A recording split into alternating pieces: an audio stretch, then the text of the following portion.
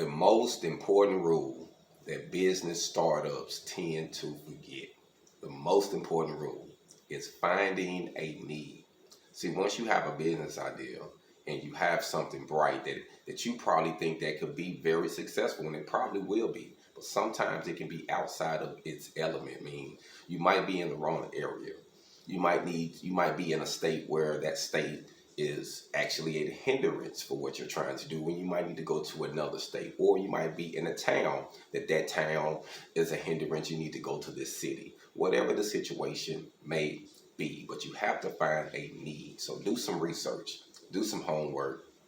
Just because you got that good idea and you know, hey, I got something that's really gonna work, but make sure it'll work for your area.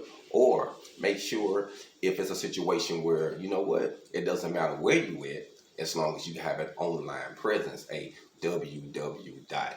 So sometimes your business idea can get hurt, or it can suffer, or not be successful because you're in the wrong area, because you didn't find the need in that area. So look at the area you are in, or look in the area you want to be in and see if they have a need for what you have to offer. HogOn.